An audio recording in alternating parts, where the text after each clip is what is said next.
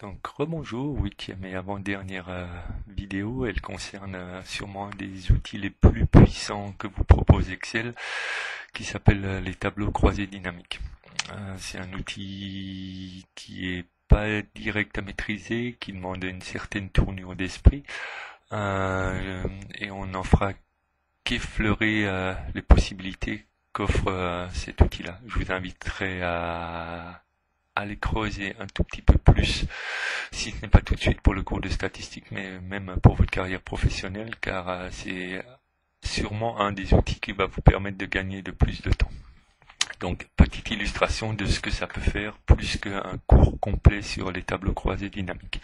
Donc, on en revient toujours à notre tableau initial.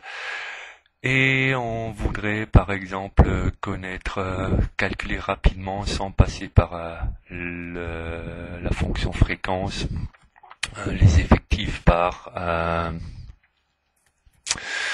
taille. Entendu, donc on va commencer par sélectionner notre tableau et hop, on va dire données rapport de tableau croisé dynamique. Donc on clique et qu'est-ce qu'on a ici? Donc l'assistant tableau croisé dynamique avec trois étapes.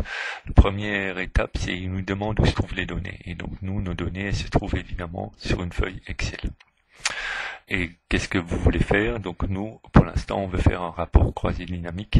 On fera la question du graphique un tout petit peu plus tard. Donc on clique sur suivant. Donc où sont les données? Elles sont bien comme d'habitude en B13 en B3 à D13.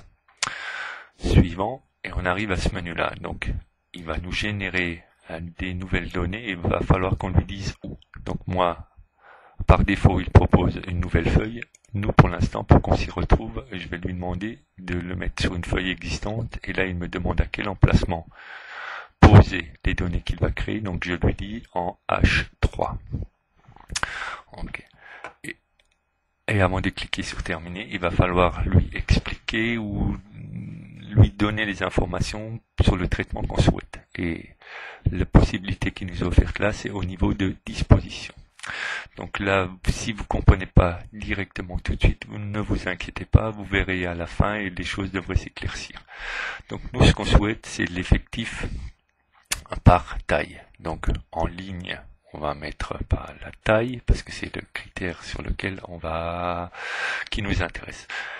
Et après, au niveau des données, on va également mettre la taille. Et il nous propose par défaut la somme des tailles en centimètres. Si je le laisse faire comme ça, il va me donner pour chacune des tailles présentes dans le tableau la somme de toutes les tailles des individus qui ont la taille considérée. Moi, c'est pas ce qui m'intéresse. J'ai pas envie de connaître la somme des tailles, mais j'ai envie de connaître le nombre de personnes qui ont une taille donnée. Donc, je change ici et je mets à la place de somme, je mets nombre. Après ça, je peux faire OK, OK, et je suis au bout, et on y va, et on va regarder déjà ce qu'il génère. Donc terminé. Et il nous génère quoi? Il nous génère des tableaux qu'on commence à bien connaître, notamment si on a fait visionner la vidéo sur la fréquence. Donc il nous donne pour les différentes tailles les effectifs associés. Donc il y a deux personnes qui ont 135 cm. Donc je vous les rappelle, c'est celle-là et la deuxième se trouve ici. Ok. Donc une fois qu'on a ça, on est déjà pas mal. On a déjà fait toute la question de tout ce qui est comptage, se fait très facilement avec un tableau croisé dynamique. Il vous sort uniquement les valeurs qui sont présentes et à chaque fois il vous compte le nombre d'occurrences pour chacune des valeurs. Donc vous avez là directement les effectifs. Donc on va déjà récupérer ça parce qu'on va en avoir on va récupérer ça parce qu'on va en avoir un peu besoin. Donc on sélectionne uniquement la partie valeur, on la copie et ici on va faire un collage et ici on collage, mais c'est pas tout à fait un collage normal parce que sinon il nous colle tout un tableau et nous on veut juste récupérer non pas le tableau mais les valeurs. Ok, et donc là on a juste à mettre que c'est les tailles. elles sont exprimées en centimètres, et puis ici les effectifs associés. Ok. Voilà, donc on va après un petit peu faire joli et on continue. Bon, une fois qu'on a ça, on se dit c'est pas mal, mais est-ce qu'il n'y aurait pas, par exemple, possibilité d'avoir ce truc-là exprimé en pourcentage du total? Alors oui, il y a évidemment possibilité d'avoir ça. Donc on clique sur une des valeurs dans la colonne totale et on fait clic droit et on a ici une possibilité qui s'appelle paramètres de champ. Et paramètres de champ, ok, on a une boîte de dialogue qui s'ouvre qui s'appelle champ pivot table. Pivot table est l'expression anglaise pour table croisée dynamique.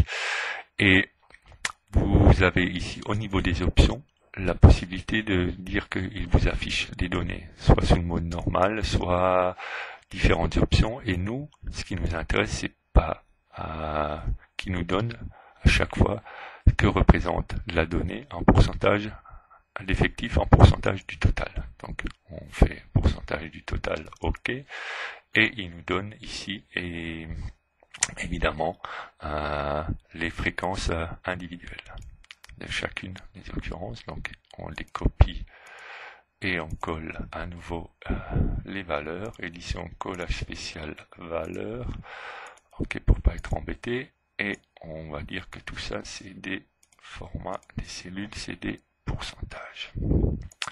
Voilà, on n'a pas besoin de décimales, ok.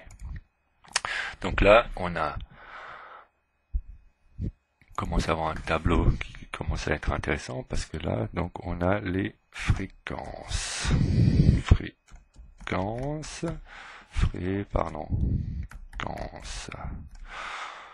on a évidemment envie d'avoir à côté les fréquences cumulées,